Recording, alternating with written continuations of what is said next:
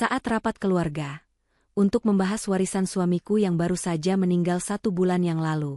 Saat pengacara itu baru membuka berkas, adik iparku langsung berdiri dengan sombong berkata, "Semua properti dan hotel di Bali jatuh ke tanganku. Kamu hanya mantan istri tidak berhak dapat apa-apa." Ibu mertua dan semua keluarga suamiku bertepuk tangan memandangku dengan senyum merendahkan. Aku hanya menunduk, tersenyum tipis. "Kalian benar-benar tidak tahu, ya?" Kataku pelan. Semua orang di ruangan terdiam membeku. Adik iparku membentak. "Tahu apa? Apa yang kau sembunyikan?" Mereka semua tidak tahu. Kalau ternyata. Sebelum ceritanya dimulai, silahkan tulis di kolom komentar dari daerah mana saja teman-teman yang menonton cerita ini. Jangan lupa like dan subscribe agar channel ini bisa semakin berkembang dan bisa mempersembahkan cerita yang lebih menarik lagi. Suasana di ruang tamu utama kediaman besar itu terasa begitu mencekam, seolah udara di dalamnya membeku dan menekan dada siapapun yang bernapas di sana. Hujan deras yang mengguyur di luar rumah seakan mewakili kesedihan yang seharusnya masih menyelimuti keluarga ini, mengingat baru 1 bulan yang lalu Mas Malik, kepala keluarga di rumah ini, meninggal dunia secara mendadak. Namun, wajah-wajah yang duduk melingkar di sofa kulit mahal itu sama sekali tidak memancarkan kesedihan. Sebaliknya, wajah mereka penuh dengan ketidaksabaran dan hasrat duniawi yang begitu kental. Mereka semua menunggu satu hal, yaitu pembagian harta warisan. Aku duduk di sebuah kursi kayu kecil di sudut ruangan, sedikit terpisah dari mereka yang duduk nyaman di sofa empuk. Penampilanku sederhana, hanya mengenakan gamis berwarna biru tua dan kerudung senada yang menutupi kepalaku dengan rapi. Tidak ada perhiasan yang melekat di tubuhku. Berbeda jauh dengan Ibu Sukma, ibu mertuaku, yang leher dan pergelangan tangannya dipenuhi emas berkilauan. Di sebelahnya duduk Lukman, adik iparku yang baru berusia 27 tahun tapi tingkahnya seolah dia adalah raja kecil di rumah ini. Kakinya diangkat ke atas meja, matanya tidak lepas dari layar ponsel, dan sesekali ia mendengus kesal karena menunggu pengacara yang belum juga tiba. Di sisi lain, ada Luna dan Fandi, kerabat jauh yang entah mengapa ikut hadir di sini, seolah mereka juga berhak mendapatkan bagian dari keringat suamiku. Mereka berbisik-bisik sambil melirikku dengan tatapan sinis. Aku tahu apa yang mereka bicarakan. Mereka pasti membahas betapa menyedihkannya nasibku, seorang janda muda yang tidak punya pekerjaan dan selama ini hanya dianggap benalu oleh keluarga Mas Malik. Aku hanya menunduk, membiarkan mereka menikmati asumsi dangkal mereka. Hatiku terasa perih, bukan karena hinaan mereka, melainkan karena rindu yang mendalam pada Mas Malik. Suamiku itu pergi terlalu cepat, di usianya yang baru 35 tahun, meninggalkan aku sendirian menghadapi serigala-serigala berwujud manusia ini. Suara bel pintu memecah keheningan yang tegang itu. Asisten rumah tangga bergegas membukakan pintu, dan tak lama kemudian, Pak Yoga masuk dengan langkah tegap. Ia adalah pengacara kepercayaan Mas Malik, pria parubaya yang selalu berwajah datar dan sulit ditebak. Ia membawa sebuah tas kulit hitam yang terlihat tebal. Kedatangannya membuat mata Ibu Sukma dan Lukman berbinar seketika. Lukman bahkan langsung menurunkan kakinya dari meja dan menegakkan punggungnya, wajahnya yang tadi masam kini berubah menjadi penuh harap. Pak Yoga menyalami kami satu persatu dengan sopan, lalu duduk di kursi tunggal yang menghadap ke arah keluarga besar. Ia meletakkan tasnya di atas meja, mengeluarkan beberapa berkas tebal, dan menyusunnya dengan rapi. Suasana ruangan menjadi hening total, hanya suara hujan yang terdengar samar dari luar. Semua mata tertuju pada tangan Pak Yoga, seolah gerakan tangannya akan menentukan nasib hidup mereka selanjutnya.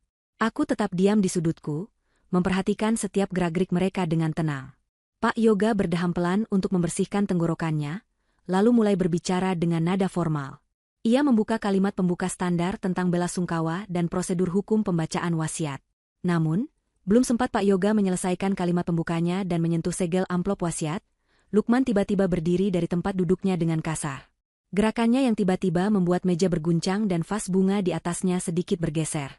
Wajah pemuda 27 tahun itu merah padam karena tidak sabar, matanya melotot penuh ambisi. Dengan suara lantang yang menggema di seluruh ruangan, Lukman menunjuk ke arah tumpukan berkas itu. Ia berkata dengan nada sombong bahwa tidak perlu ada basa-basi lagi. Menurutnya, semua orang di ruangan itu sudah tahu siapa yang paling berhak. Lukman mengatakan bahwa sebagai satu-satunya saudara laki-laki Mas Malik, dialah pengganti kepala keluarga. Dengan penuh percaya diri, ia mengklaim bahwa semua properti, tanah, dan terutama hotel mewah di Bali, akan jatuh ke tangannya mulai hari ini. Ia menatapku dengan tatapan merendahkan, lalu meludahkan kalimat yang menyakitkan bahwa aku hanyalah mantan istri yang tidak berhak mendapatkan apa-apa sepeser pun. Pernyataan Lukman yang kasar itu disambut dengan tepuk tangan meriah dari Ibu Sukma.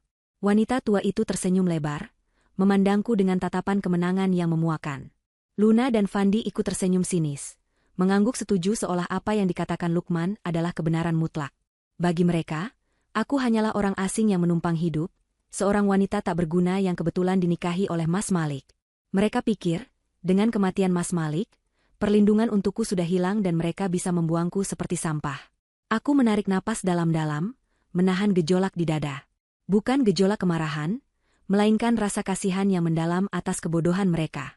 Aku mengangkat wajahku perlahan, menatap mereka satu persatu. Tidak ada air mata di mataku. Sebaliknya, sebuah senyum tipis terukir di bibirku. Senyum yang membuat Ibu Sukma mengernyitkan dahi karena bingung. Aku berkata pelan, namun suaranya terdengar jelas di tengah keheningan ruangan itu, bertanya apakah mereka benar-benar tidak tahu siapa pemilik sebenarnya dari semua kemewahan ini. Pertanyaanku membuat suasana mendadak beku. Tawa Ibu Sukma terhenti, dan tepuk tangan Luna perlahan menghilang. Lukman, yang masih berdiri dengan angkuh, menatapku dengan tajam. Ia membentakku, bertanya dengan nada kasar tentang apa yang aku maksud. Ia menuduhku menyembunyikan sesuatu atau mencoba menipu mereka di detik-detik terakhir. Lukman berteriak bertanya apa yang tidak mereka ketahui. Tanpa menjawab bentakan Lukman, aku merogoh saku gamisku. Tanganku menggenggam sebuah benda kecil yang dingin. Dengan gerakan perlahan namun penuh wibawa, aku mengeluarkan sebuah kartu berwarna hitam pekat. Kartu itu bukan kartu biasa. Di permukaannya terdapat ukiran naga berwarna emas yang berkilau tertimpa cahaya lampu ruang tamu. Itu adalah kartu akses eksklusif, simbol kekuasaan tertinggi dalam dunia bisnis yang hanya dimiliki oleh segelintir orang. Aku meletakkan kartu itu di atas meja kaca, tepat di depan tumpukan berkas Pak Yoga. Bunyi denting kartu saat bersentuhan dengan kaca terdengar nyaring di telinga semua orang. Pak Yoga, yang sejak tadi diam dan membiarkan drama itu terjadi, akhirnya angkat bicara. Ia menatap Lukman dengan tatapan dingin, lalu beralih menatap Ibu Sukma yang mulai terlihat pucat. Dengan suara tenang dan tegas, Pak Yoga menjelaskan fakta yang selama ini tertutup rapat. Ia mengatakan maaf kepada Lukman, karena Mas Malik tidak pernah mewariskan Hotel Bali ataupun properti lainnya kepada Lukman atau siapapun di keluarga ini. Lukman hendak memotong pembicaraan, tapi Pak Yoga mengangkat tangannya, memberi isyarat untuk diam. Pengacara itu melanjutkan penjelasannya yang bagaikan petir di siang bolong bagi keluarga itu. Ia menjelaskan bahwa secara hukum, Mas Malik hanyalah seorang pegawai. Jabatan Mas Malik sebagai direktur utama hanyalah posisi profesional yang diberikan kepadanya. Mas Malik tidak memiliki saham mayoritas di perusahaan. Semua aset, mulai dari rumah ini, mobil-mobil mewah di garasi, hingga jaringan hotel di Bali, bukanlah milik pribadi Mas Malik. Mata Lukman membelalak, mulutnya ternganga tak percaya. Ibu Sukma memegang dadanya, napasnya mulai tersengal. Luna dan Fandi saling berpandangan dengan wajah ketakutan. Pak Yoga kemudian menunjuk ke arahku dengan hormat. Ia berkata bahwa pemilik asli dari seluruh aset tersebut, pemegang saham tunggal grup mahkota yang menaungi semua bisnis ini, ada di ruangan ini. Orang itu adalah aku, Amira. Keheningan yang terjadi setelah kalimat itu terasa jauh lebih berat daripada sebelumnya. Semua mata kini tertuju padaku, bukan lagi dengan tatapan merendahkan, melainkan dengan tatapan horor dan ketidakpercayaan. Aku masih duduk tenang di kursiku, menatap lurus ke arah Lukman yang kini wajahnya pucat pasi seperti mayat. Senyum tipisku belum hilang. Aku melihat bagaimana runtuhnya kesombongan di wajah adik iparku itu, berganti dengan kebingungan yang amat sangat. Lukman menggelengkan kepalanya berkali-kali, berusaha menyangkal kenyataan. Ia bergumam bahwa itu tidak mungkin. Ia menuduhku berbohong, menuduh Pak Yoga bersekongkol denganku untuk memalsukan dokumen. Ia berteriak bahwa aku hanyalah wanita bodoh yang tidak tahu apa-apa soal bisnis, yang sehari-hari hanya di rumah mengurus dapur. Bagaimana mungkin aku bisa menjadi pemilik perusahaan raksasa itu? Teriakannya memenuhi ruangan, namun kali ini tidak ada wibawa di dalamnya, hanya kepanikan seorang pecundang yang sadar bahwa tanah pijakannya sedang runtuh. Aku berdiri perlahan, merapikan gamisku. Aku berjalan mendekati meja, mengambil kembali kartu hitam itu dan memasukkannya ke dalam saku. Aku menatap Lukman tepat di manik matanya. Aku berkata dengan suara dingin bahwa dia boleh tidak percaya, tapi fakta hukum tidak akan berubah hanya karena dia berteriak. Aku memberitahunya bahwa selama ini aku diam bukan karena aku bodoh, tapi karena aku ingin menjaga harga diri Mas Malik di depan keluarganya yang gila harta. Tapi sekarang, Karena Mas Malik sudah tiada dan mereka menunjukkan wajah asli mereka yang serakah, aku tidak punya alasan lagi untuk bersandiwara. Permainan sudah selesai. Kekacauan meledak di ruang tamu itu, sesaat setelah aku menyelesaikan kalimatku. Ibu Sukma menjerit histeris, menuduhku sebagai penipu ulung yang telah mencuci otak anaknya semasa hidup. Ia meratap, memukul-mukul dadanya, mengatakan bahwa Mas Malik adalah anak yang berbakti dan tidak mungkin membohongi ibunya selama bertahun-tahun. Menurut Ibu Sukma, semua harta ini adalah hasil kerja keras Mas Malik, darah dagingnya, dan aku hanyalah istri licik yang memanipulasi dokumen saat suamiku sedang sakit. Lukman, yang tadi sempat terdiam karena syok, kini kembali mengamuk. Ia merampas berkas dari tangan Pak Yoga dengan kasar, membalik-balik halamannya dengan tangan gemetar. Ia mencari celah, mencari bukti bahwa namanya ada di sana sebagai pewaris sah. Namun, semakin ia membaca, semakin wajahnya berubah menjadi abu-abu. Dokumen-dokumen itu sah, lengkap dengan stempel notaris dan tanda tangan Mas Malik yang menyatakan bahwa posisinya di perusahaan hanyalah sebagai pengelola yang ditunjuk oleh Dewan Komisaris, di mana komisaris utamanya tertulis jelas atas nama Amira. Aku kembali duduk, membiarkan mereka meluapkan emosi sesaat. Aku memberi isyarat mata kepada Pak Yoga untuk tetap tenang. Pak Yoga mengangguk paham. Ia adalah orang yang paling tahu sejarah panjang di balik semua ini. 5 tahun yang lalu, saat aku menikahi Mas Malik, suamiku hanyalah seorang manajer pemasaran yang jujur namun karirnya stagnan. Aku, di sisi lain, adalah putri tunggal dari seorang pengusaha tambang yang memilih hidup low profile. Ketika ayahku meninggal, aku mewarisi kekayaan yang sangat besar. Aku menggunakan uang itu untuk mendirikan grup mahkota dan menempatkan Mas Malik di depan sebagai wajah perusahaan, agar ia merasa dihargai sebagai suami dan pemimpin. Aku tidak pernah ingin ia merasa rendah diri di hadapanku. Sayangnya, kebaikan hatiku justru menjadi bumerang. Keluarga Mas Malik, terutama Ibu Sukma dan Lukman, melihat kesuksesan Mas Malik sebagai ladang uang gratis.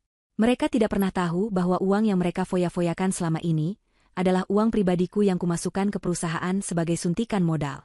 Mas Malik terlalu baik, atau mungkin terlalu lemah, untuk menolak permintaan ibunya dan adiknya. Ia menanggung beban itu sendirian, menyembunyikan fakta bahwa perusahaan sebenarnya sering mengalami kesulitan arus kas karena penarikan dana ilegal yang dilakukan oleh Lukman. Lukman membanting berkas itu ke lantai. Ia menunjuk wajahku dengan jari telunjuknya yang gemetar. Ia berteriak bahwa ini semua rekayasa. Ia menantangku untuk membuktikan dari mana aku mendapatkan uang sebanyak itu. Ia mencemooh penampilanku yang sederhana, mengatakan bahwa orang kaya tidak mungkin memakai baju murahan seperti yang aku pakai. Ia yakin aku hanyalah boneka dari orang lain yang ingin menghancurkan keluarga mereka.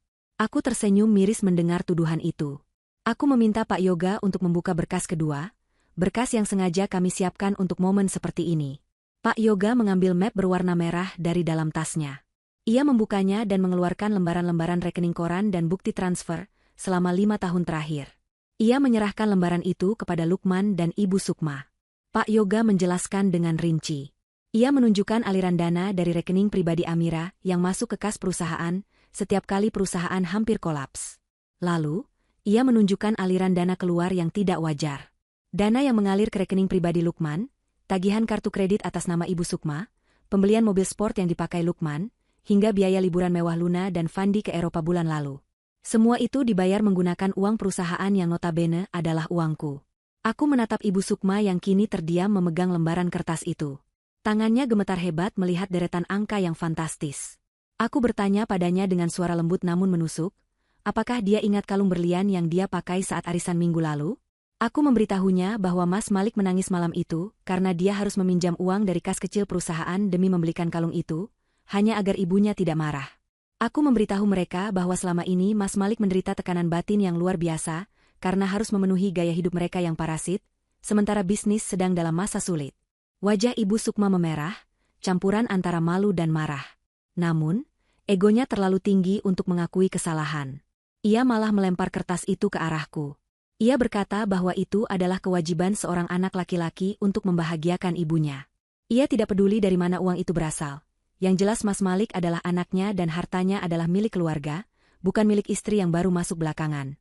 Logika Ibu Sukma yang terbalik itu membuatku sadar bahwa percuma bicara menggunakan hati nurani kepada mereka. Lukman yang merasa tersudut mencoba taktik lain. Ia tertawa meremehkan, mencoba mengalihkan isu. Ia berkata bahwa kalaupun benar aku yang punya modal, itu tidak mengubah fakta bahwa Mas Malik yang menjalankan semuanya. Tanpa Mas Malik, perusahaan itu tidak akan jalan. Dan sekarang Mas Malik sudah mati, maka otomatis dia sebagai adik kandung yang paling berhak meneruskan kepemimpinan. Lukman dengan percaya diri mengatakan bahwa dia akan mengambil alih kursi direktur utama mulai besok, dan dia akan menendangku keluar dari struktur perusahaan. Aku menatap Lukman dengan tatapan iba. Pemuda 27 tahun ini benar-benar tidak tahu diri. Aku bertanya padanya, prestasi apa yang pernah dia buat selama bekerja di perusahaan? Selama ini, Mas Malik memberinya posisi sebagai manajer keuangan hanya sebagai formalitas agar dia mendapat gaji buta. Tapi bukannya belajar, Lukman malah menggunakan akses itu untuk menggelapkan dana. Aku memberitahunya bahwa aku sudah melakukan audit forensik diam-diam selama seminggu terakhir sejak Mas Malik meninggal. Mendengar kata audit forensik, wajah Fandi yang duduk di pojok ikut memucat. Rupanya dia juga terlibat dalam skema kotor Lukman. Aku berdiri dan berjalan mendekati jendela, melihat hujan yang mulai reda. Tanpa menoleh, aku berkata bahwa mulai besok, tidak akan ada lagi posisi untuk Lukman, Fandi, atau siapapun dari keluarga ini di grup mahkota. Aku akan membersihkan perusahaan dari parasit-parasit yang telah menggerogoti kesehatan suamiku, hingga ia meninggal muda. Lukman mengepalkan tangannya, urat lehernya menonjol. Ia melangkah maju seolah hendak memukulku. Namun, Pak Yoga dengan sigap berdiri menghalanginya. Pak Yoga memperingatkan Lukman bahwa jika ia berani menyentuhku seujung jari pun, ia akan membusuk di penjara lebih cepat dari dugaannya. Ancaman Pak Yoga membuat langkah Lukman terhenti. Ia mendengus kasar, menendang kursi di dekatnya hingga terguling. Ibu Sukma mulai menangis lagi, kali ini menggunakan air mata buaya untuk memancing simpati. Ia berkata bahwa aku tega mengusir keluarga suamiku sendiri. Ia bertanya di mana hati nuraniku. Ia membawa-bawa nama Mas Malik, mengatakan bahwa arwah Mas Malik pasti tidak tenang melihat istrinya menzalimi ibu dan adiknya. Kata-kata itu sungguh ironis, mengingat merekalah yang membuat hidup Mas Malik seperti neraka semasa ia hidup. Aku berbalik menatap mereka untuk terakhir kalinya malam ini. Aku berkata tegas bahwa justru demi ketenangan Mas Maliklah aku melakukan ini. Aku tidak akan membiarkan hasil keringat dan air mata suamiku, serta uang warisan ayahku, habis tak bersisa hanya untuk membiayai judi dan hura-hura mereka. Aku memberi mereka ultimatum, mereka bisa keluar dari rumah ini sekarang dengan baik-baik, atau aku akan memanggil keamanan untuk menyeret mereka keluar. Rumah ini adalah aset perusahaan, dan karena mereka bukan lagi bagian dari perusahaan, mereka tidak punya hak untuk berada di sini. Ancaman itu membuat mereka terdiam 1000 bahasa. Ketakutan nyata mulai menjalar di mata mereka. Mereka sadar bahwa aku tidak main-main. Wanita pendiam yang selama ini mereka injak-injak, kini telah berubah menjadi raksasa yang siap melumat mereka. Malam itu berakhir dengan kepergian Pak Yoga, meninggalkan keluarga itu dalam kebingungan dan ketakutan yang mencekam di ruang tamu yang mewah namun terasa seperti penjara bagi mereka. Aku melangkah naik ke lantai 2, masuk ke kamar Mas Malik, dan mengunci pintu. Perang baru saja dimulai, dan aku siap untuk menghancurkan mereka satu persatu. Pagi itu matahari bersinar terik, seolah ingin menelanjangi semua kebusukan yang tersembunyi di balik dinding rumah megah ini. Aku tidak membuang waktu sedikit pun. Tepat pukul 8 pagi, 5 orang auditor independen yang kusewa bersama Pak Yoga sudah tiba di ruang kerja pribadi Mas Malik. Mereka membawa laptop dan tumpukan kardus berisi dokumen keuangan yang selama ini disembunyikan Lukman. Rumah ini terasa seperti medan perang dingin. Ibu Sukma mengurung diri di kamarnya, menolak keluar dengan alasan sakit kepala hebat, taktik klasik yang selalu ia gunakan setiap kali merasa tersudut. Sementara itu, Lukman duduk di ruang tengah dengan wajah kusut, matanya merah kurang tidur, dan asap rokok mengepul di sekelilingnya. Ia menatap para auditor yang lalu lalang dengan pandangan penuh kebencian, namun tak berani berbuat apa-apa karena 2 petugas keamanan berbadan tegap yang kusewa berjaga di depan pintu ruang kerja. Aku duduk di kursi kebesaran Mas Malik, kursi yang seharusnya diduduki oleh pemimpin yang dihargai, bukan oleh sapi perah keluarga. Satu persatu fakta mengerikan mulai terkuak. Kepala auditor menyodorkan laporan sementara yang membuat darahku mendidih. Ternyata, selama 2 tahun terakhir, Lukman telah memanipulasi laporan keuangan operasional hotel. Ia membuat tagihan fiktif untuk renovasi yang tidak pernah ada, markup biaya catering hingga 300%, dan penarikan tunai besar-besaran dengan alasan biaya tak terduga. Total uang yang ia ambil mencapai miliaran rupiah. Uang yang seharusnya digunakan untuk memutar roda bisnis dan menyejahterakan karyawan, malah habis di meja judi dan klub malam. Aku memanggil Lukman masuk ke ruang kerja. Ia masuk dengan langkah menyeret, mencoba memasang wajah angkuh meski tangannya sedikit gemetar. Ketika aku melempar tumpukan bukti transfer ke hadapannya, ia hanya mendengus. Ia berdalih bahwa itu adalah uang komisi yang wajar sebagai manajer. Aku menatapnya tajam, mengingatkan bahwa gajinya sudah jauh di atas standar pasar, ditambah fasilitas mobil dan apartemen yang juga dibayar kantor. Lukman membela diri dengan suara meninggi, mengatakan bahwa Mas Malik tahu soal itu dan mengizinkannya. Ia berbohong lagi atas nama orang mati. Aku tahu Mas Malik tidak pernah mengizinkan pencurian ini, suamiku hanya terlalu takut untuk mempolisikan adik kandungnya sendiri. Di tengah ketegangan itu, auditor menemukan sebuah transaksi ganjil yang nilainya sangat besar, terjadi tepat 3 hari sebelum Mas Malik meninggal dunia. Uang dalam jumlah fantastis ditransfer ke sebuah rekening luar negeri yang tidak dikenal. Dahi Lukman berkerut saat melihat bukti itu, tapi sedetik kemudian senyum licik mengembang di bibirnya. Ia melihat peluang untuk menyerang balik. Dengan nada provokatif, Lukman berkata bahwa aku tidak tahu apa-apa soal sisi gelap Mas Malik. Ia mengarang cerita bahwa transfer itu adalah uang tutup mulut untuk wanita simpanan Mas Malik di Singapura. Lukman berusaha meracuni pikiranku, mencoba membuatku membenci almarhum suamiku agar fokusku terpecah. Ia berkata dengan gaya sok tahu bahwa Mas Malik sebenarnya punya istri lain dan anak di luar sana. Hatiku sempat mencelos mendengar fitnah keji itu. Selama 5 tahun pernikahan, Mas Malik tidak pernah menunjukkan tanda-tanda selingkuh. Ia suami yang pulang tepat waktu dan selalu terbuka. Aku menatap mata Lukman, mencari kebenaran, tapi yang kutemukan hanya kilatan manipulasi. Aku sadar ini hanyalah upaya putus asa Lukman untuk mengalihkan perhatian dari kasus penggelapannya. Aku memilih mengabaikan bualannya dan meminta Pak Yoga untuk menyelidiki pemilik rekening asing tersebut secara terpisah. Aku tidak akan membiarkan nama baik suamiku tercemar oleh mulut kotor adiknya sendiri. Saat para auditor istirahat makan siang, aku tetap di ruang kerja, memeriksa laci-laci meja Mas Malik yang terkunci rapat. Pak Yoga memberikanku kunci cadangan yang dulu dititipkan Mas Malik padanya. Di laci terbawah, tersembunyi di balik tumpukan map lama, aku menemukan sebuah buku agenda bersampul kulit hitam. Itu adalah buku harian Mas Malik. Tanganku gemetar saat membukanya. Tulisan tangan Mas Malik yang rapi memenuhi halaman-halaman itu, berisi curahan hati yang tak pernah ia sampaikan padaku. Membaca tulisan itu, air mataku tak tertahan lagi.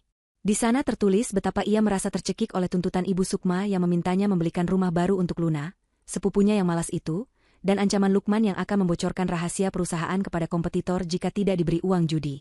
Halaman terakhir buku itu ditulis tepat di hari kematiannya. Tinta pulpennya terlihat ditekan kuat, menyiratkan emosi yang mendalam. Mas Malik menulis permintaan maaf kepadaku. Ia merasa gagal menjadi pelindungku, karena membiarkan keluarganya menggerogoti harta kita.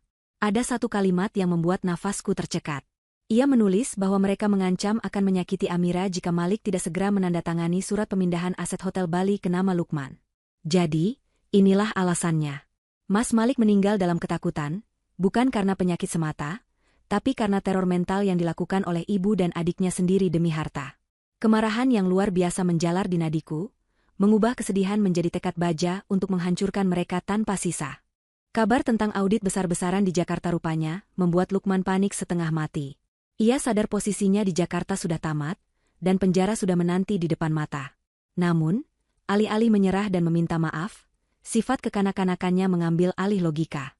Ia nekat terbang ke Bali keesokan harinya, menggunakan sisa limit kartu kredit perusahaan yang belum sempat kublokir. Ia berpikir bahwa jika ia bisa menguasai fisik hotel mahkota di Bali secara langsung, ia akan memiliki daya tawar. Ia lupa bahwa hotel itu bukan sekadar bangunan, melainkan sistem bisnis yang dikendalikan oleh hukum dan kepemilikan saham, bukan oleh siapa yang berteriak paling keras di lobi. Aku mendapat laporan dari manajer hotel di Bali, bahwa Lukman datang membawa 5 orang preman lokal. Ia mengamuk di lobi, mengusir tamu-tamu yang sedang check-in, dan berteriak-teriak bahwa dia adalah pemilik baru hotel tersebut. Lukman memaksa staf untuk menyerahkan kunci brankas utama dan akses ke rekening operasional hotel. Para staf yang ketakutan mencoba menahannya dengan sopan, menjelaskan bahwa mereka belum menerima arahan resmi dari kantor pusat, tetapi Lukman malah menampar salah satu resepsionis wanita hingga terjatuh.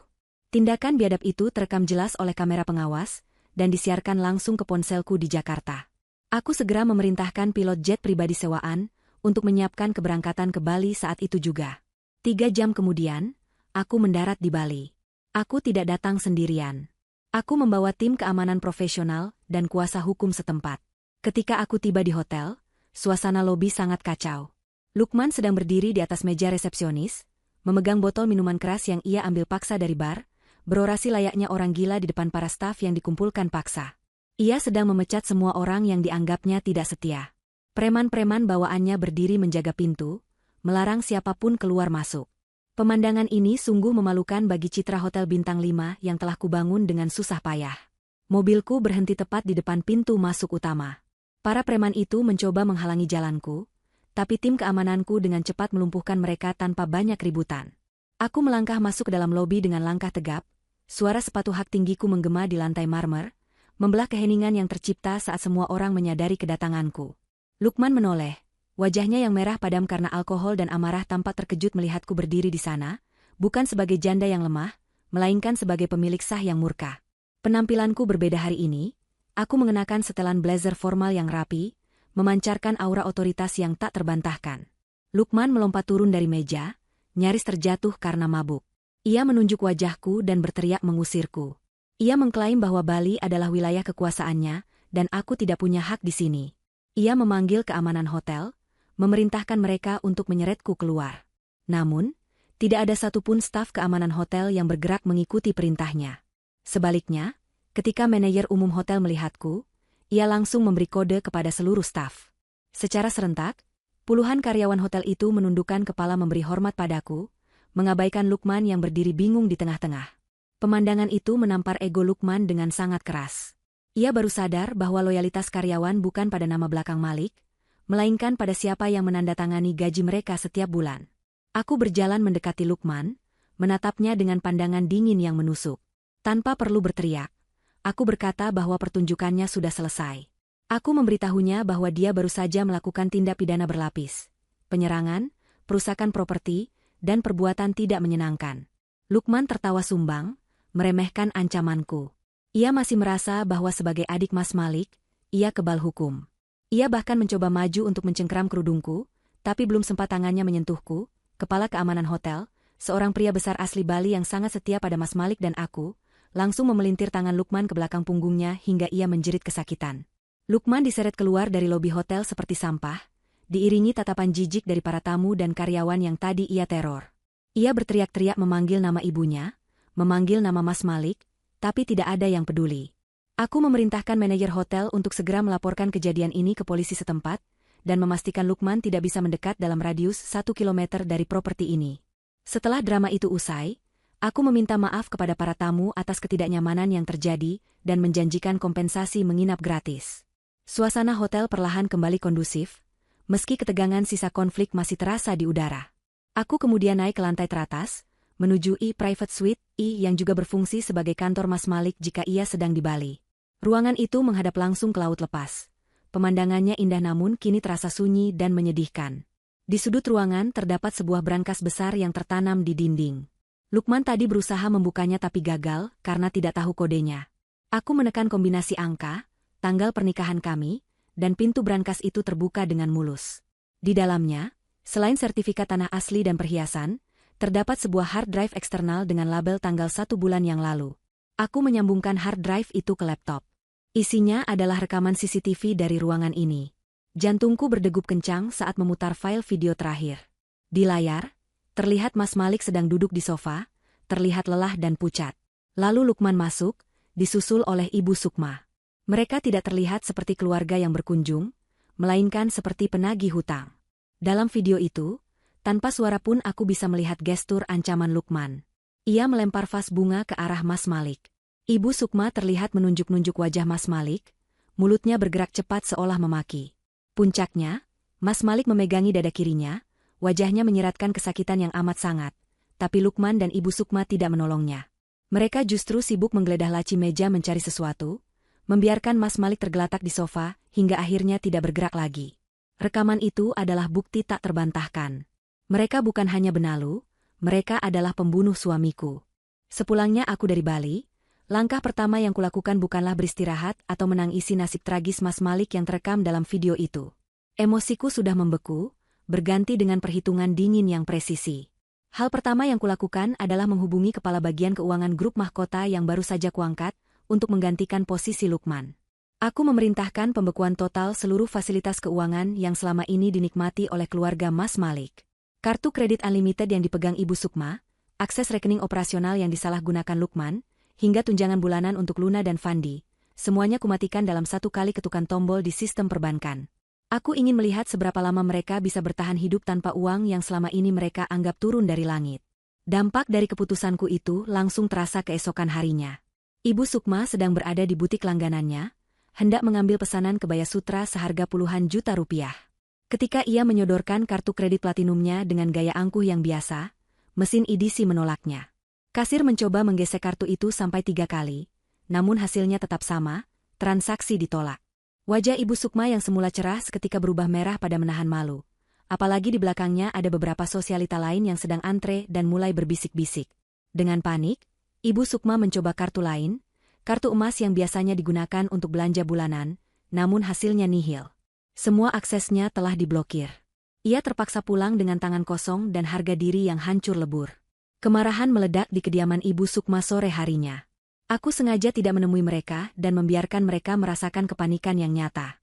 Dari laporan satpam kompleks yang setia padaku, aku tahu bahwa Lukman mengamuk di rumah. Ia membanting telepon genggamnya setelah pihak bank memberitahu bahwa rekeningnya dibekukan atas perintah pemilik rekening utama, yaitu aku. Mobil e-sport, kebanggaan Lukman yang parkir di garasi juga ditarik paksa oleh pihak leasing siang itu juga. Ternyata selama 3 bulan terakhir, Lukman tidak membayarkan cicilannya meskipun ia selalu menarik uang dari perusahaan dengan alasan untuk pembayaran mobil. Uang itu jelas lari ke meja judi.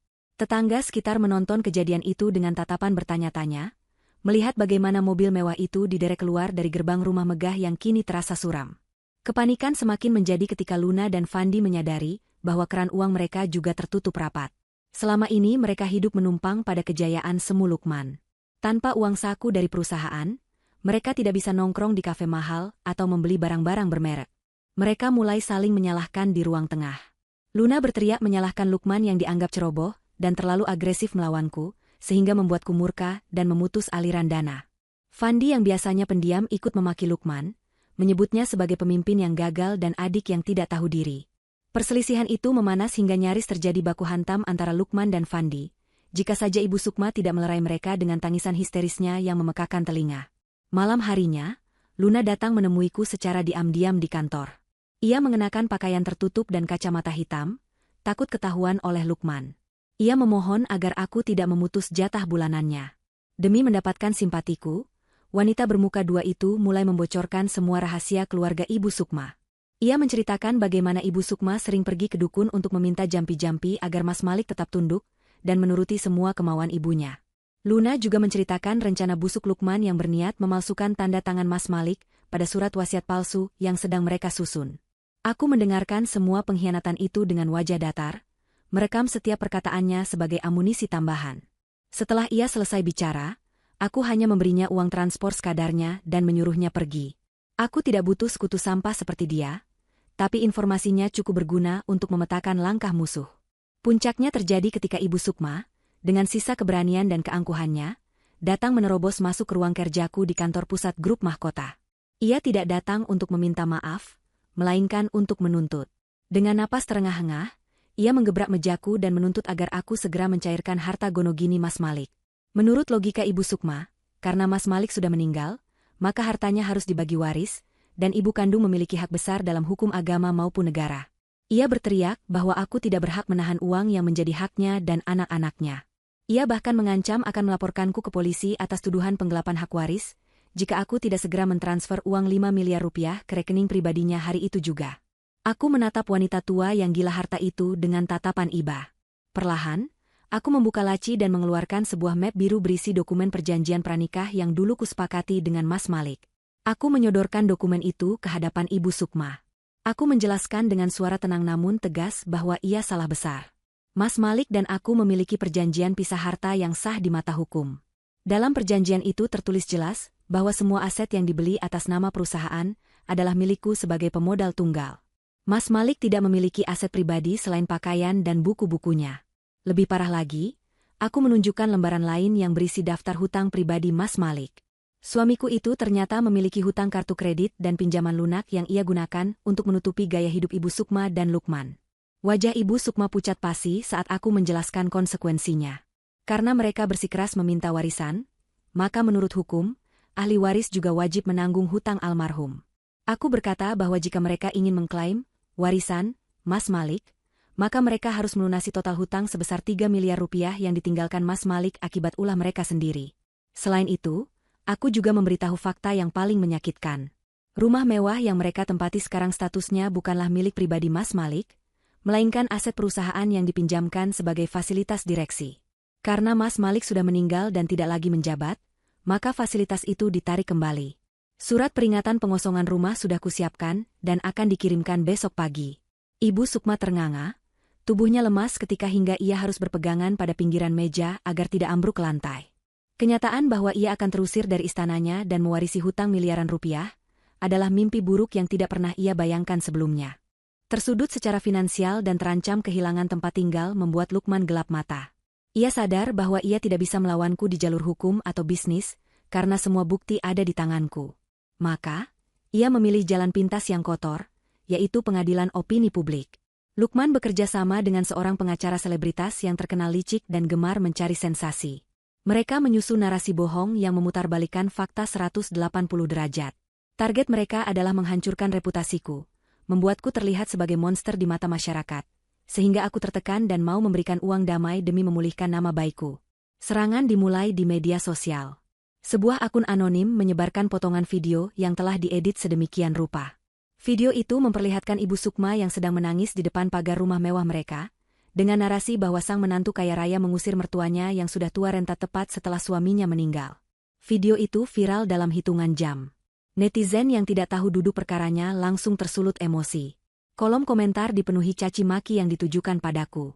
Mereka menyebutku istri durhaka, wanita serakah, kacang lupa kulit, dan berbagai sebutan kasar lainnya. Tidak berhenti di situ, Lukman dan Ibu Sukma tampil di sebuah acara bincang-bincang televisi swasta yang memiliki rating tinggi. Di layar kaca, Lukman berakting sangat meyakinkan sebagai adik yang terzalimi. Dengan air mata buaya, ia bercerita bahwa kakaknya, Mas Malik, sebenarnya sangat menderita hidup bersamaku. Ia mengarang cerita bahwa aku adalah wanita dominan yang menguasai semua harta suami, dan melarang Mas Malik memberikan uang kepada ibunya sendiri. Ibu Sukma, dengan wajah yang didandani agar terlihat pucat dan menyedihkan, menambahkan bumbu drama dengan mengatakan bahwa ia sering kelaparan karena tidak diberi uang belanja oleh menantunya yang kejam. Ia bahkan berbohong bahwa aku melarangnya menjenguk Mas Malik saat sedang sakit keras sebelum meninggal.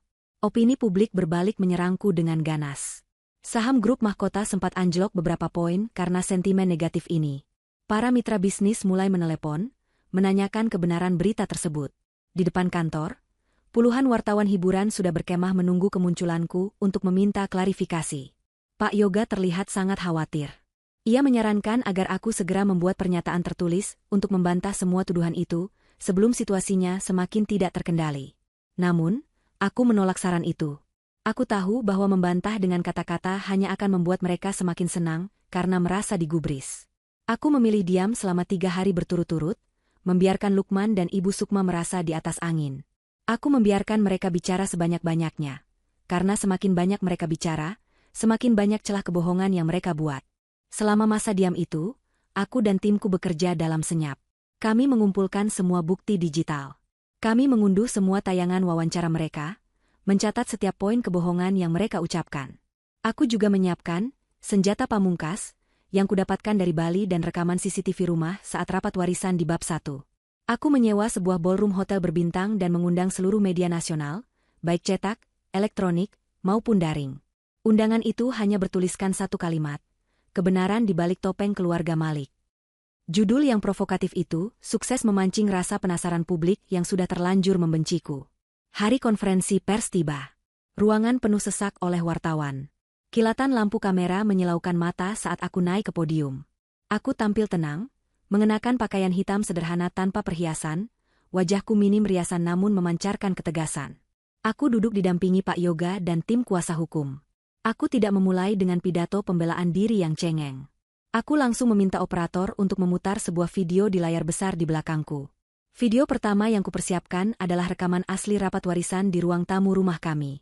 Suara Lukman yang membentak dan sombong terdengar jelas melalui pengeras suara, menggema ke seluruh ruangan. Semua properti dan hotel di Bali jatuh ke tanganku. Kamu hanya mantan istri tidak berhak dapat apa-apa. Kalimat itu terdengar sangat kontras dengan sosok Lukman yang lugu dan teraniaya yang ia tampilkan di televisi kemarin. Para wartawan mulai kasak kusuk. Kemudian, Video berlanjut ke rekaman suara Ibu Sukma yang sedang memaki Mas Malik di telepon, meminta uang untuk arisan sambil menghina Mas Malik sebagai anak tidak berguna jika tidak bisa membelikan berlian.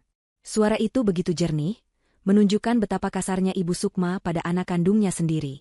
Namun, kejutan sesungguhnya adalah video terakhir. Video CCTV dari ruang kerja Mas Malik di Bali yang kudapatkan dari brankas. Layar besar itu menampilkan detik-detik di mana Mas Malik terkena serangan jantung. Terlihat jelas Lukman dan Ibu Sukma ada di sana.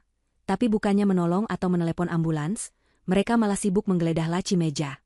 Wajah mereka tidak menyiratkan kepanikan karena kehilangan anggota keluarga, melainkan kepanikan mencari dokumen harta. Video berhenti tepat saat Lukman menemukan sebuah map dan tersenyum puas.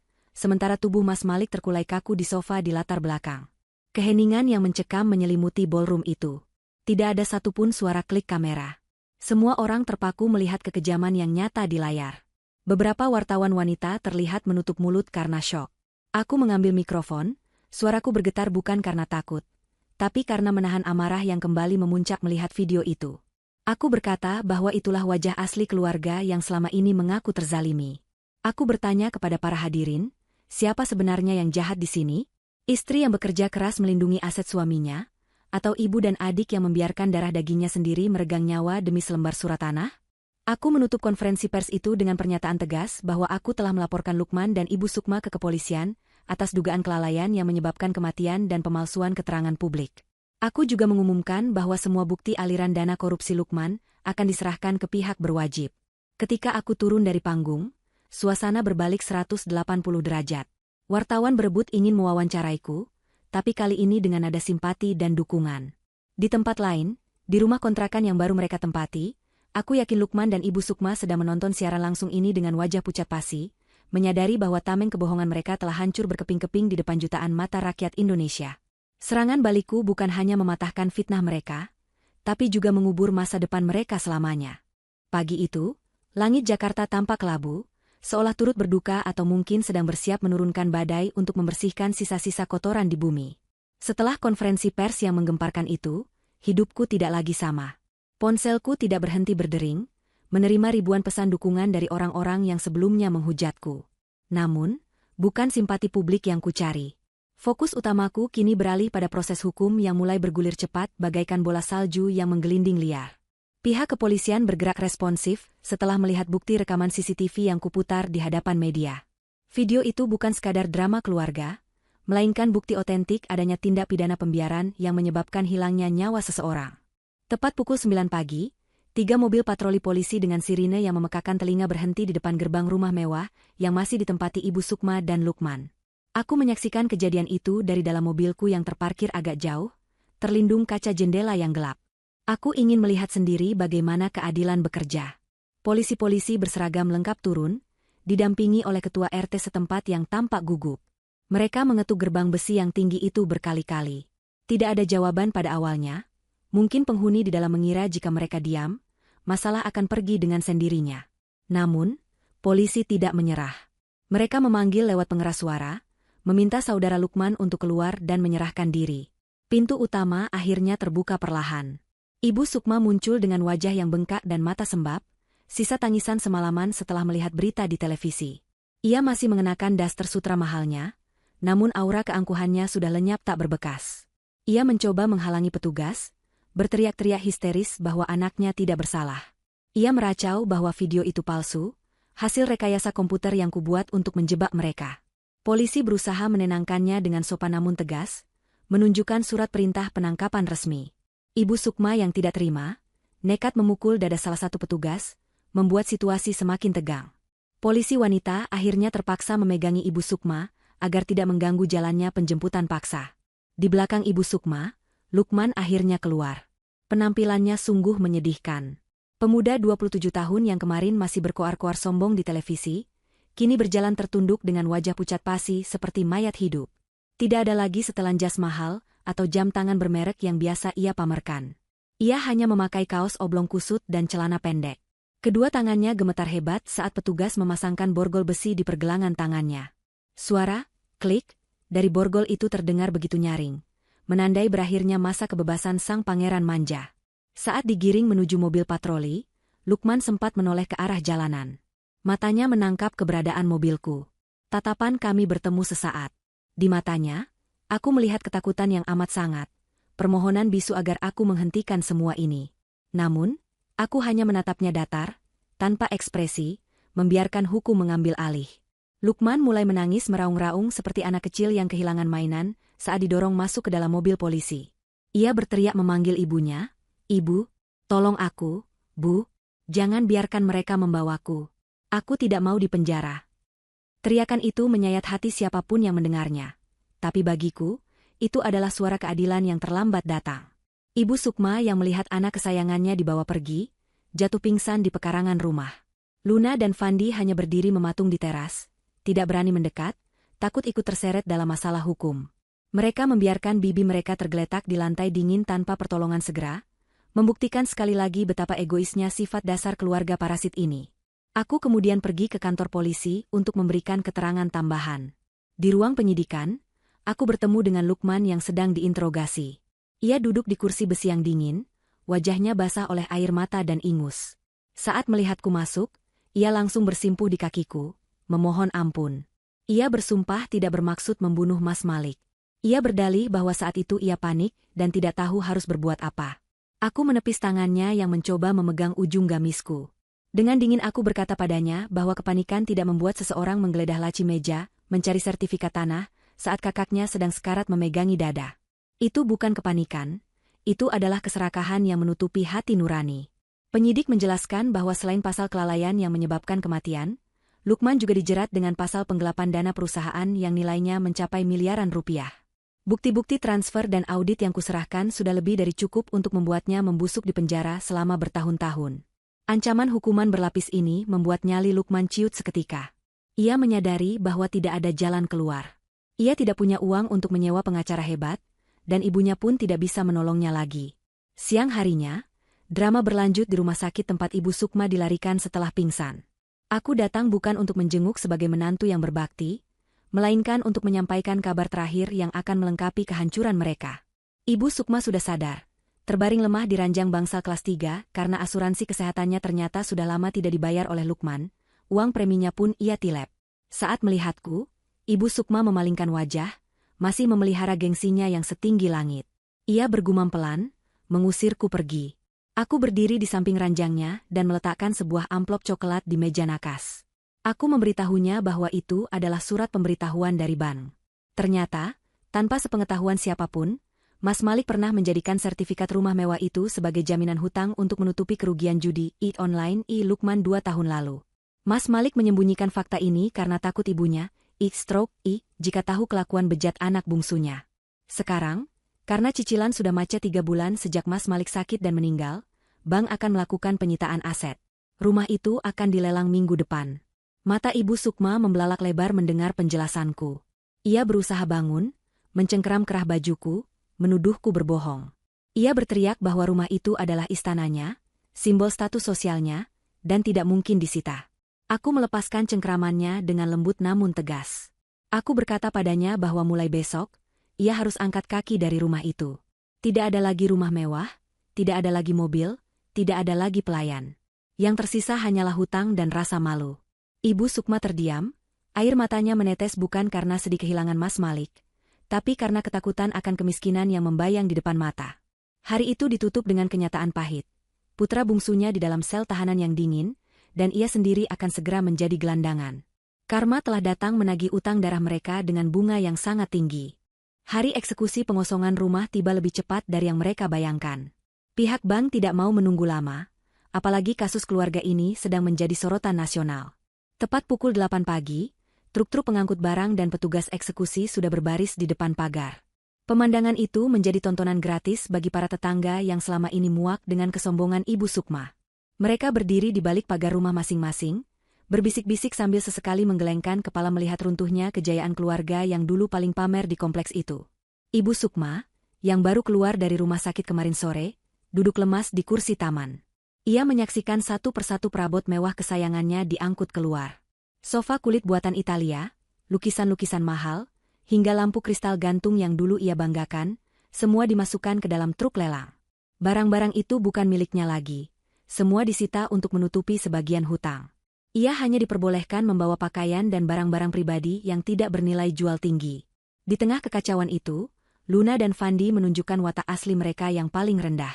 Bukannya membantu bibi mereka berkemas, mereka justru sibuk menyelamatkan diri sendiri. Diam-diam aku melihat Fandi memasukkan beberapa jam tangan Mas Malik yang tertinggal di laci ke dalam tas ranselnya, berniat mencurinya. Namun, petugas keamanan bank yang jeli langsung menangkap basah aksinya. Fandi dipaksa mengembalikan barang curian itu di depan umum, membuatnya menjadi bahan tertawaan para kuli angkut. Luna lebih parah lagi. Begitu melihat situasi sudah tidak ada harapan, ia diam-diam memesan ojek online dan kabur meninggalkan Ibu Sukma sendirian di tengah tumpukan kardus baju bekas. Ia pergi tanpa pamit, membawa serta sisa uang tunai recehan yang ia temukan di dompet Ibu Sukma saat wanita tua itu sedang lengah. Setelah rumah benar-benar kosong dan disegel dengan stiker merah besar bertuliskan, disita, Ibu Sukma berdiri di trotoar dengan tatapan kosong. Ia memegang 2 koper besar berisi baju-bajunya. Tidak ada mobil jemputan, tidak ada sopir. Ia benar-benar sendirian. Fandi sudah kabur menyusul Luna entah kemana. Dengan langkah tertatih, Ibu Sukma terpaksa menyetop taksi tua yang lewat. Ia memberikan alamat sebuah rumah kontrakan petak di pinggiran kota, tempat tinggal barunya yang kumuh, yang dicarikan oleh mantan pembantunya yang masih merasa kasihan. Perjalanan menuju kontrakan itu adalah perjalanan menuju neraka bagi Ibu Sukma. Taksi membawanya menjauh dari kawasan elit Menteng menuju ganggang sempit di Jakarta Timur yang padat dan berbau selokan. Mobil taksi tidak bisa masuk sampai depan pintu, sehingga Ibu Sukma harus menyeret kopernya melewati jalan setapak yang becek sisa hujan. Kontrakan itu hanyalah sebuah petak sempit berukuran 3 kali 4 meter. Dindingnya kusam dengan cat yang mengelupas, atapnya dari asbes yang membuat ruangan terasa seperti oven di siang hari. Kamar mandinya ada di luar, berbagi dengan penghuni lain. Ibu Sukma masuk ke dalam kamar sempit itu, dan langsung muntah mencium bau apek yang menyengat. Ia duduk di atas kasur busa tipis yang diletakkan di lantai, menangis meraung-raung meratapi nasibnya. Ia yang biasa tidur di kasur, king size, dengan pendingin ruangan sentral, kini harus tidur ditemani suara bising tetangga yang bertengkar dan nyamuk-nyamuk kebun. Tidak ada dapur yang layak, hanya ada kompor minyak tanah kecil di sudut ruangan. Realitas kemiskinan menghantamnya dengan telak. Seminggu berlalu, hidup Ibu Sukma semakin mengenaskan. Uang simpanannya sudah habis dicuri Luna. Ia mencoba berhutang di warung kelontong tetangga untuk membeli beras dan telur, tapi pemilik warung menolaknya mentah-mentah. Berita tentang kejahatan keluarganya sudah menyebar sampai ke pelosok gang itu. Tetangga-tetangga baru menatapnya dengan pandangan sinis dan jijik. Mereka tahu dia adalah ibu yang membiarkan anaknya mati demi harta. Tidak ada yang mau berteman dengannya. Ibu Sukma yang dulu selalu dipuja-puji sosialita, kini menjadi sampah masyarakat yang dihindari. Sore itu, saat Ibu Sukma sedang duduk melamun di teras kontrakannya yang kotor, sebuah mobil sedan hitam mewah berhenti di ujung gang. Kehadiran mobil itu memancing perhatian anak-anak kecil yang sedang bermain bola. Pintu mobil terbuka, dan aku turun dengan anggun. Aku mengenakan pakaian kerja yang rapi dan bersih, kontras sekali dengan lingkungan kumuh di sekitarku. Aku berjalan perlahan melewati genangan air keruh, menuju tempat Ibu Sukma duduk. Ibu Sukma mendongak melihat kedatanganku. Ada kilatan harapan di matanya. Mungkin ia berpikir aku datang untuk menjemputnya, atau setidaknya memberinya uang karena rasa kasihan. Ia buru-buru berdiri, merapikan dasternya yang lusuh, dan mencoba tersenyum manis. Senyum palsu yang dulu sering ia berikan saat ingin meminta uang pada Mas Malik. "Amira, kau datang. Nak, ibu tahu kau tidak akan tega membiarkan ibumu tinggal di tempat sampah ini," katanya dengan suara bergetar, tangannya terulur hendak memelukku. Aku melangkah mundur selangkah, menghindari sentuhannya. Aku menatapnya tanpa emosi. "Jangan salah paham, Bu.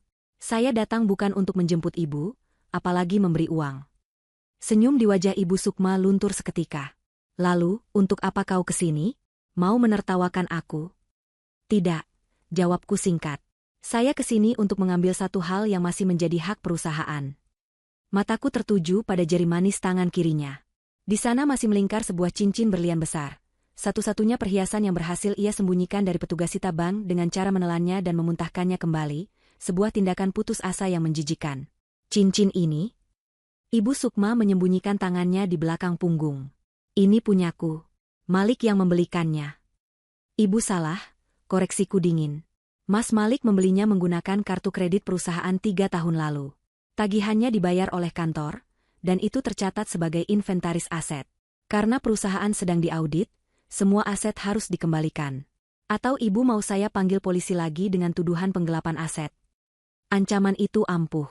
Wajah Ibu Sukma pucat pasi. Ia tahu aku tidak pernah main-main. Dengan tangan gemetar dan air mata yang bercucuran, ia melepaskan cincin itu dari jarinya. Cincin itu adalah harapan terakhirnya, satu-satunya benda berharga yang bisa ia jual untuk makan sebulan ke depan. Kini, harapan itu pun kurenggut. Aku menerima cincin itu, mengelapnya dengan tisu basah sebelum memasukkannya ke dalam tas.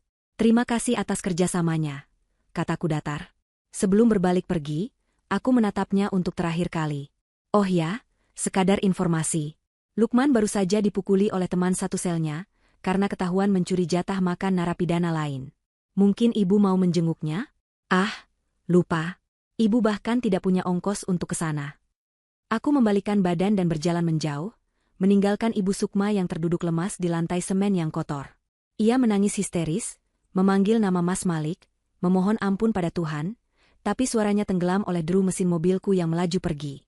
Ia benar-benar telah jatuh ke titik nol, sendirian, miskin, dan hina. Hukuman duniawi telah tuntas ia terima. Hari persidangan Lukman akhirnya tiba, sebuah hari yang telah dinantikan oleh banyak pihak, terutama olehku yang ingin segera menutup lembaran kelam masa lalu ini. Ruang sidang Pengadilan Negeri Jakarta Selatan penuh sesak oleh pengunjung. Wartawan berdesak-desakan di barisan belakang, kamera mereka siap membidik momen jatuhnya seorang pemuda yang dulu hidup bergelimang harta namun kini menjadi terdakwa kasus penggelapan dan kelalaian yang menyebabkan kematian. Udara di dalam ruangan terasa dingin, namun keringat dingin terlihat jelas mengucur di pelipis Lukman yang duduk di kursi pesakitan. Penampilannya sungguh jauh berbeda dari sosok arogan yang dulu menggebrak meja saat rapat warisan. Kini, kepalanya dicukur habis, tubuhnya kurus kering, dan ia mengenakan rompi tahanan berwarna oranye yang mencolok. Kedua tangannya terborgol, diletakkan di atas pangkuan dengan gemetar, seolah ia sedang menahan beban dosa yang tak sanggup ia pikul. Aku duduk di bangku saksi sebagai pelapor utama.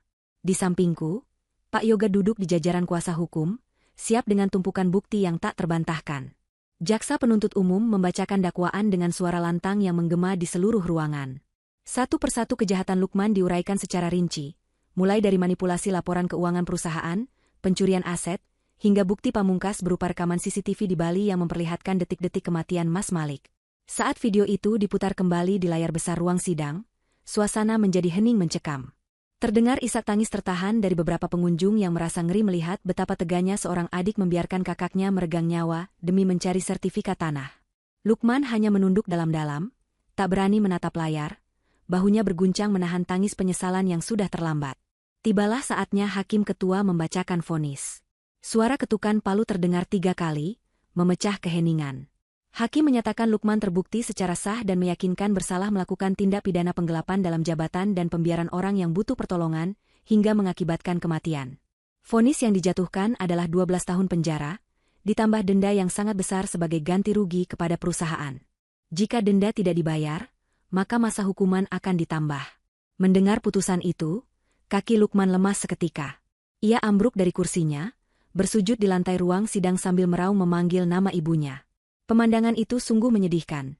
Seorang pemuda yang masa depannya hancur total karena keserakahan yang ditanamkan oleh keluarganya sendiri. Namun, drama hari itu belum berakhir. Di kursi pengunjung barisan depan, Ibu Sukma yang memaksa hadir meski kondisinya lemah, tiba-tiba menjerit histeris mendengar vonis anaknya. Ia berdiri, menunjuk-nunjuk hakim sambil meracau tidak jelas. Matanya melotot seolah hendak keluar. Sesaat kemudian, tubuh rentanya kejang-kejang, mulutnya miring, dan ia jatuh terhantam ke lantai keras ruang sidang. Ibu Sukma terkena serangan stroke mendadak akibat guncangan emosi yang terlalu berat. Suasana menjadi kacau balau. Petugas medis segera dipanggil, dan tubuh kaku Ibu Sukma ditanduk keluar menuju ambulans. Aku hanya menatap kejadian itu dengan tatapan datar, menyadari bahwa ini adalah puncak dari karma yang harus ia terima. Tubuhnya yang dulu ia hiasi dengan perhiasan mahal, kini mengkhianatinya sendiri. Ibu Sukma dilarikan ke rumah sakit umum daerah, bukan lagi rumah sakit swasta mewah langganannya. Ia dirawat di bangsal kelas 3 yang panas dan pengap, menggunakan fasilitas kesehatan gratis dari pemerintah, karena ia tidak punya uang sepeser pun. Diagnosa dokter sangat buruk. Ia mengalami kelumpuhan di separuh tubuh bagian kanan dan kehilangan kemampuan bicaranya. Ia sadar, tapi terperangkap dalam tubuh yang tidak berdaya. Selama seminggu ia dirawat, tidak ada satupun kerabat yang datang menjenguk. Luna dan Fandi, Keponakan yang dulu paling rajin menjilat, sudah menghilang tanpa jejak. Mungkin sudah mencari inang baru untuk diparasiti. Ibu Sukma benar-benar sebatang kara. Terbaring di kasur tipis dengan bau obat-obatan murahan, hanya ditemani oleh penyesalan yang menghantui pikirannya setiap detik. Di hari kepulangannya dari rumah sakit, pihak administrasi kebingungan karena tidak ada keluarga yang bisa dihubungi untuk menjemput. Lukman di penjara, sementara kerabat lain lepas tangan. Akhirnya, pihak rumah sakit menghubungiku karena namaku masih tercatat sebagai kontak darurat di data lama Mas Malik. Aku datang, bukan untuk merawatnya, tapi untuk menyelesaikan urusan kemanusiaan terakhir. Aku mengurus kepindahan Ibu Sukma ke sebuah panti jompo sosial milik dinas sosial di pinggiran kota. Tempat itu jauh dari kata mewah.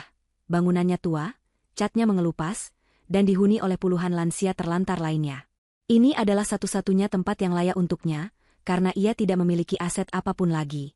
Aku mengantar Ibu Sukma sampai ke kamar barunya, sebuah ruangan besar berisi 10 tempat tidur yang berjejer rapat. Ibu Sukma menatapku dengan mata yang basah, mulutnya yang miring berusaha mengucapkan sesuatu, terdengar seperti suara mengerang yang tidak jelas. Mungkin ia ingin minta maaf, atau mungkin ia ingin memohon agar dibawa pulang. Tapi aku tidak goyah. Aku mendekatkan wajahku ke telinganya, berbisik pelan namun tegas sebagai kalimat perpisahan. Aku berkata bahwa tugasku sebagai menantu sudah selesai tepat saat Mas Malik dimakamkan. Semua fasilitas yang kuberikan hari ini, panti jompo dan obat-obatan, adalah sedekah terakhirku atas nama Mas Malik, bukan karena aku peduli padanya. Mulai hari ini, kita adalah orang asing. Bu, ucapku dingin. Ibu tidak akan melihat saya lagi. Nikmatilah sisa hidup ibu dengan merenungi semua perbuatan ibu pada Mas Malik. Aku menegakkan tubuh, berbalik, dan berjalan keluar dari panti jompo itu tanpa menoleh lagi. Di belakangku, terdengar suara erangan panjang Ibu Sukma yang pecah menjadi tangisan pilu. Tangisan seorang ibu yang menyadari bahwa ia telah membuang berlian demi memungut kerikil, dan kini ia harus menanggung kesepian abadi di ujung usianya. Aku masuk ke dalam mobilku, menghela napas panjang, merasakan beban berat di pundakku terangkat sepenuhnya. Babak kelam bersama keluarga parasit itu akhirnya tertutup rapat. 1 tahun kemudian. Matahari terbenam di ufuk barat pantai Kuta, melukis langit dengan semburat warna jingga dan ungu yang memukau. Angin laut bertiup lembut, memainkan ujung jilbabku saat aku berdiri di balkon, Presidential Suite, Hotel The Royal Malik. Ya, aku mengganti nama hotel ini. Bukan lagi menggunakan nama lama yang penuh kenangan buruk, tapi menyematkan nama suamiku dengan tambahan, Royal, sebagai simbol bahwa dia adalah raja di hatiku, meski dunia dulu tidak mengakuinya. Hotel ini baru saja selesai direnovasi total. Desainnya kini lebih modern, elegan, dan yang terpenting, dikelola dengan sistem manajemen yang bersih dan profesional. Tingkat okupansi hotel mencapai 90% sepanjang tahun, dan ulasan tamu memuji pelayanan kami sebagai yang terbaik di Bali. Aku menyesap teh hangat dari cangkir porselen, memandang ke bawah, ke arah kolam renang utama yang ramai oleh wisatawan. Setahun terakhir ini adalah masa transformasi bagiku. Aku bukan lagi Amira si janda pendiam yang hanya bisa menunduk. Aku telah menjelma menjadi wanita bisnis yang disegani. Grup mahkota kini berkembang pesat, merambah ke sektor logistik dan kuliner. Wajahku sering muncul di majalah bisnis sebagai salah satu pengusaha wanita paling berpengaruh tahun ini. Namun, di balik semua kesuksesan itu, hatiku tetap sederhana. Kekayaan ini bagiku hanyalah alat, bukan tujuan. Alat untuk membuktikan bahwa kejujuran dan kerja keras akan selalu menang melawan kelicikan. Nasib mereka yang dulu menyakitiku kini sangat berbeda. Kabar terakhir yang kudengar dari pengacaraku, Lukman menjalani hari-harinya di penjara dengan penuh penderitaan. Di dalam sel, ia bukan siapa-siapa. Kesombongannya dihancurkan oleh hierarki keras kehidupan penjara. Ia kini bekerja sebagai tukang bersih-bersih toilet blok tahanan, demi mendapatkan perlindungan dan rokok dari narapidana senior. Tubuhnya kurus, wajahnya kusam, dan tatapan matanya kosong. Setiap malam ia menangis, merindukan kasur empuk dan makanan enak yang dulu ia sia-siakan. Ia benar-benar telah menjadi sampah yang ia takutkan. Sementara itu, Ibu Sukma masih bertahan di panti jompo, namun hidupnya seperti mayat hidup. Kondisinya semakin menurun. Ia hanya bisa duduk di kursi roda, menatap jendela sepanjang hari, menunggu tamu yang tidak pernah datang. Perawat panti bercerita bahwa Ibu Sukma sering berhalusinasi, memanggil-manggil nama Mas Malik, meminta maaf, lalu menangis sendirian. Ia menjadi penghuni panti yang paling kesepian. Tidak ada anak, tidak ada menantu, tidak ada harta. Yang tersisa hanyalah kenangan pahit tentang bagaimana ia menghancurkan kebahagiaannya sendiri dengan tangannya. Mereka mendapatkan persis apa yang mereka tanam, kesepian dan kehancuran. Lamunanku buyar ketika bel pintu berbunyi. Pak Yoga masuk dengan senyum hangat, membawa sebuah kotak kayu kecil berukir indah. Ia menghampiriku di balkon. "Selamat sore, Bu Amira. Sesuai amanat almarhum Pak Malik, kotak ini baru boleh diserahkan kepada Ibu tepat 1 tahun setelah kepergiannya." Jantungku berdegup kencang. Aku menerima kotak itu dengan tangan sedikit gemetar. Mas Malik ternyata sudah menyiapkan ini. Dengan perlahan, aku membuka kuncinya. Di dalamnya, terdapat selembar surat yang dilipat rapi dan sebuah kalung liontin sederhana berbentuk hati yang di dalamnya terdapat foto kami berdua saat baru menikah. Aroma parfum Mas Malik menguar dari kertas surat itu, membuat mataku terasa panas. Aku membuka surat itu dan mulai membaca tulisan tangan Mas Malik yang sangat kucintai. "Untuk istriku tercinta, Amira. Jika kamu membaca surat ini, berarti aku sudah tidak ada di sampingmu, dan setahun telah berlalu. Maafkan aku, sayang. Maafkan suamimu yang pengecut ini, karena tidak bisa melindungimu dari keluargaku sendiri saat aku masih hidup. Aku tahu betapa beratnya beban yang kamu pikul, karena diam-diam menutupi aib ibuku dan adikku. Amira, kamu adalah wanita terkuat yang pernah kutemui.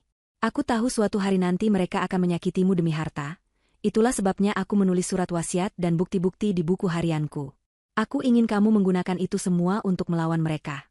Jangan kasihani mereka, Amira. Mereka harus belajar bahwa hidup bukan tentang memeras orang lain. Terima kasih telah menjadi pelindungku, menjadi rumahku, dan menjadi satu-satunya orang yang tulus mencintaiku tanpa melihat isi dompetku. Bahagialah dengan uangmu, bahagialah dengan hidupmu yang baru. Jangan biarkan bayang-bayang keluargaku menghancurkanmu seperti mereka menghancurkanku. Terbanglah tinggi, ratuku. Aku akan tersenyum melihatmu dari atas sini. Selamanya mencintaimu, Malik." Air mataku menetes membasahi kertas surat itu, namun kali ini bukan air mata kesedihan, melainkan air mata kelegaan dan kebahagiaan. Mas Malik tidak pernah membenciku karena melawan ibunya. Ia justru mendukungku. Ia ingin aku bebas. Ia ingin aku bahagia. Pesan terakhirnya ini menghapus semua keraguan yang mungkin masih tersisa di hatiku. Aku merasa seolah beban ribuan ton terangkat dari dadaku. Mas Malik telah damai, dan ia memberikan restunya untukku melanjutkan hidup. Aku melipat kembali surat itu dan menyimpannya di dalam kotak, lalu memakai kalung pemberiannya. Liontin itu terasa dingin di kulitku, namun menghangatkan hatiku. Aku menoleh ke arah Pak Yoga yang masih berdiri menunggu dengan sabar. "Terima kasih, Pak Yoga. Ini adalah hadiah terindah," ucapku tulus. "Sama-sama, Bu. Pak Malik pasti bangga melihat ibu sekarang. Ibu telah menyelamatkan perusahaan dan nama baiknya," jawab Pak Yoga. Aku kembali menatap laut lepas. Matahari kini telah tenggelam sepenuhnya, digantikan oleh gemerlap bintang di langit malam. Lampu-lampu hotel mulai menyala, menciptakan suasana magis yang indah. Aku menarik napas dalam-dalam, menghirup aroma garam laut yang segar. Aku siap. Aku siap melangkah ke masa depan tanpa rasa bersalah, tanpa bayang-bayang masa lalu. Aku adalah Amira, pemilik grup mahkota, wanita yang berdiri di atas kakinya sendiri. Dan untuk pertama kalinya dalam waktu yang sangat lama, aku merasa benar-benar bebas. Aku tersenyum lebar, membalikan badan, dan berjalan masuk ke dalam ruangan dengan langkah mantap. "Ayo, Pak Yoga. Kita punya rapat ekspansi bisnis yang harus dihadiri. Dunia tidak akan menunggu kita." Pintu balkon tertutup perlahan, menyisakan deburan ombak yang terus berbisik, menjadi saksi bisu kebangkitan seorang istri yang pernah diremehkan, namun kini bertahta sebagai ratu di kerajaannya sendiri. Di kerajaannya sendiri. Di kerajaannya sendiri. Di kerajaannya sendiri. Di kerajaannya sendiri.